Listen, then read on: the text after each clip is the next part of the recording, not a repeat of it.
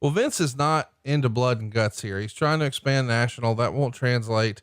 He's trying to market younger. He's trying to target, kids and cartoons and lunch boxes and action figures, et cetera, et cetera. And that's why we're all listening to this show right now, because it worked. So he's going to have to change the sheep herders. And the new idea is, let's call them the Bushwhackers.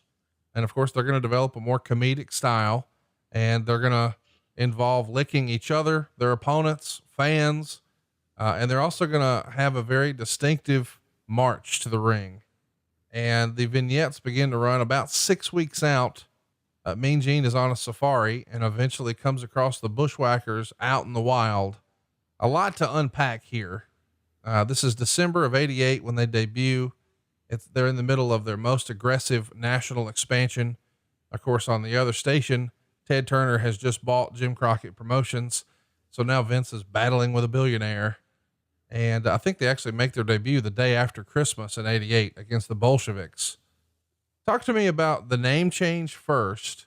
How and why did we land on the name Bushwhacker?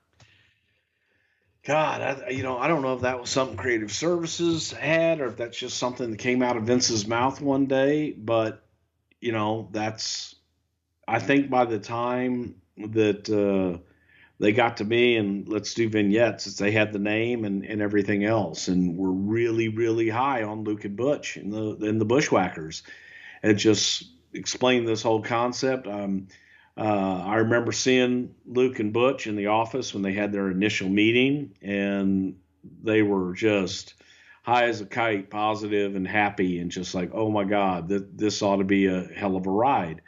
So the next thing I know is, okay, now we need to do these fish out of water vignettes with these guys to introduce them and make them lovable characters.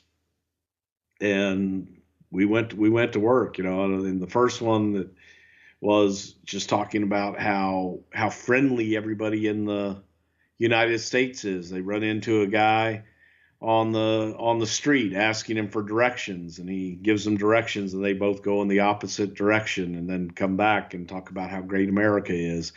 And here's a trivia, is that the guy that was in that first vignette giving them directions, I was actually shot right in front of 1055 Summer Street, which was our first office.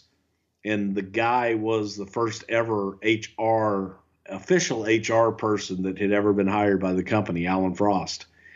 And then we went to town from there, man, and just did crazy shit. But I told you there's going to be the throwback to the first night that I met him. And that was, we went to the Silver Star Diner and rented a banquet room in there. And I told Vince the story about them ordering the menu. And it was like, that's great. Let's do that. And so we went into Silver Star Diner to do these vignettes and basically had them do that. Yes, I'll have this. What do you mean, sir? This side of the menu. And then the other one ordered the other side of the menu and had them eat it all. And Luke was sick as a dog that day, looking at me. Oh, mate, I can't fall in. Mate, I can't eat all this. I can't do it. I said, well, you got to do it, man. I'll have a puke bucket here for you, but I need you to at least put it in. And like a trooper, he went and he ate every bit of it and got sicker afterwards. It all came up eventually. But I just loved working with those guys because they were just so fucking easy to work with. You would give them a concept. The licking shit, that was shit they came up with on their own, just being unorthodox. And Vince was like, it'd be great if you guys could have a march to the ring type thing. And they would take it and they would run with it and they would make it work. Whatever you gave them, they would make it work. There we go. I like that little break there. So the whole, the arm thing, any idea where that came from? Their march? Yeah. It was a little bit of what it came from them. They did it, and they kind of came up with it. You would give them, here's the difference between what the Bushwhackers did and sometimes what a talent that thinks too much will do. Is you would say, hey guys, get out there with this. We need a march. We need you to do something that people can do. with you and participate with you. And the Bushwhackers would take it as far out as they possibly could, which was exactly where we wanted them to go. And you only had to you bring them back a little bit, not push them forward. A lot of times talent will just, do it a little bit or do it half-assed because they're afraid of making a fool out of themselves. Once you learn you can make a fool out of yourself and have fun with it, then everything else is easy after that. But the Bushwhackers went out. They went out over the top. They were an over-the-top attraction anyway. So all of that shit, those were things that here's what we'd like you to do. Here's a suggestion. We need you to do this. And they would take it and run.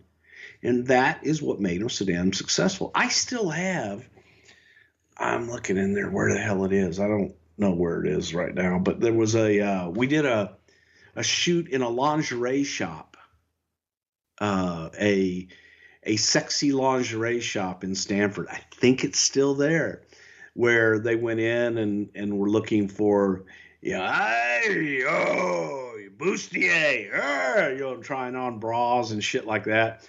And in the shop, there was an I love you pillow, silk pillow, says I love you on it. And they took it down and go, oh, hey, brother love, hey, mate. And I still have that pillow from that shoot that they slobbered all over, so I had to buy it. But it was just natural. You could put them in any situation and they would make it their own. I love this stuff, hearing how it all came to be. What did Vince think of these vignettes when he sees them? Is this when he sees how they are with Mean Gene and what you've put together? Does he think, hey man, we're on track. This is exactly what I was hoping for. Or did he think, God damn it, Bruce, this is the best shit you've ever done. I'm going to fire you and then hire you back 2 more times. That's the way I remember it. I don't know. No, he liked him. Talk to us about the whole licking bit. It just, they did it to each other. And if you go back and you watch the sheep herder stuff, they kind of did, where they rubbed each other's heads and shit like that anyway. Yeah. They just made it fun instead of gross. So they started licking each other. They started rubbing each other's heads and shit like that. And it became, okay, who can goof on the other more and have fun with it? And people loved to rub their heads. They loved, they'd go up and have people rub their heads and, oh, hey, oh. I mean, it was great throughout the thing. And I'll tell you the one, and this goes back to the first time at the Denny's when I first met him on the first night, where I became infatuated with the way that they would say, oh, you fucking douchebag. Just the way they said it. I